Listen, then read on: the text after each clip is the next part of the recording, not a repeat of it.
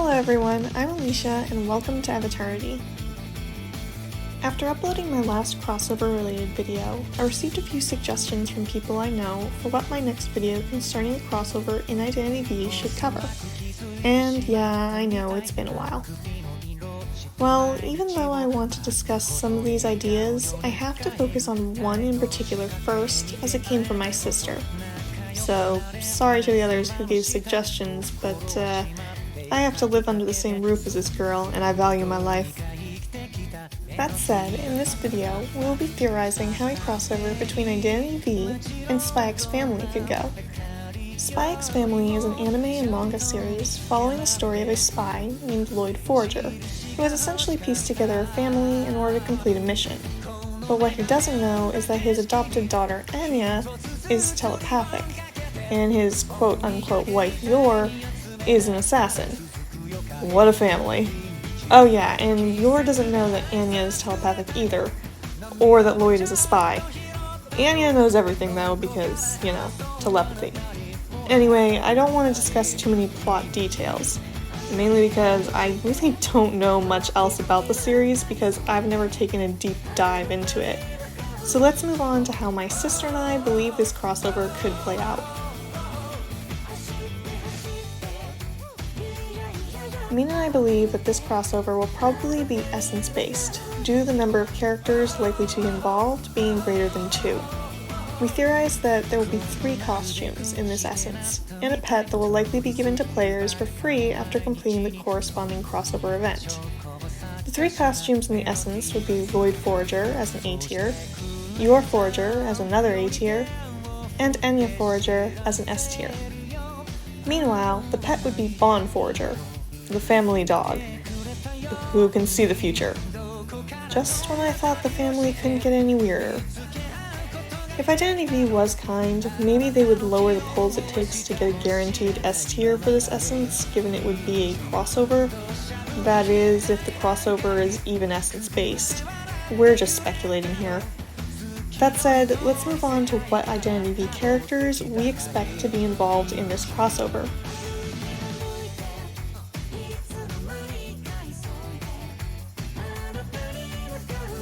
We are starting off with Anya Forger, because she's too cute not to focus on first. I mean, just look at this sweet little angel. Anya is an adorable little girl with pink hair, green eyes, and as mentioned before, telepathic abilities. While she wears a variety of different outfits throughout the series, her most recognizable one is her school uniform, which Mina and I assume is the outfit that Identity V would use should we see this crossover. Now, I don't think there is really any question as to which character would receive this costume. The little girl, Memory, is really the only character that would work, for obvious reasons. I mean, if we have a little girl in IDV, and a little girl is going to be part of the crossover, kinda given. Me and I are not sure what type of special effects Memory's abilities could have, what the paper will change into, if there will be an accessory, etc. But we are certain that Anya would be holding her little plushie. It's actually kind of funny that Anya just happens to have a little plush, making the entire design of this costume much less of a hassle, as IDV would not have to find something in the series to turn into a plush. We will definitely see more questionable little girl names appear if this crossover becomes a reality, and I'm saying this because, let's face it, there really are no other options unless IDV just throws more children into these death matches. Just try not to judge these little girls too harshly. I know how long it takes to get that paper timing down.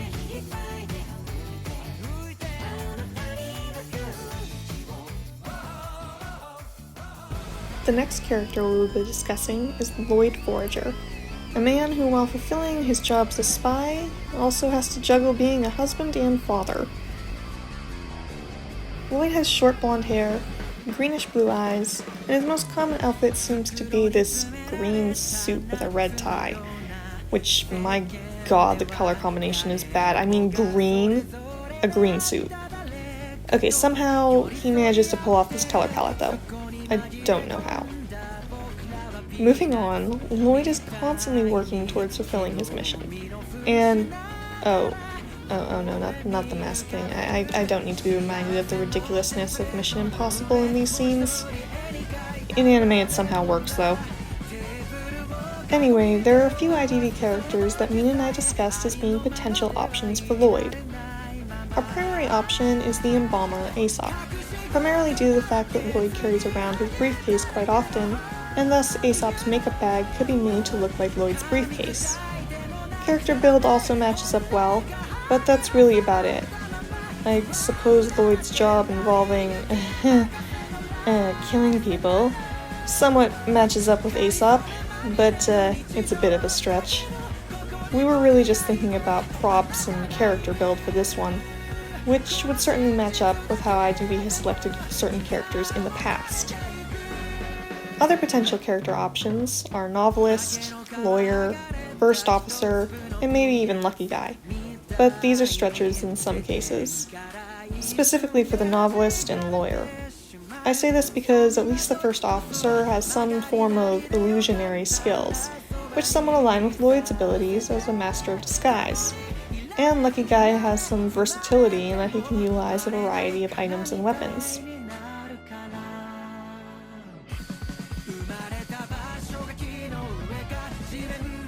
The final character we are going to discuss here is Yor Forger, who I've decided is my favorite character of the series without even reading or watching it, because I mean, look at her. She is equal parts stunning and a badass.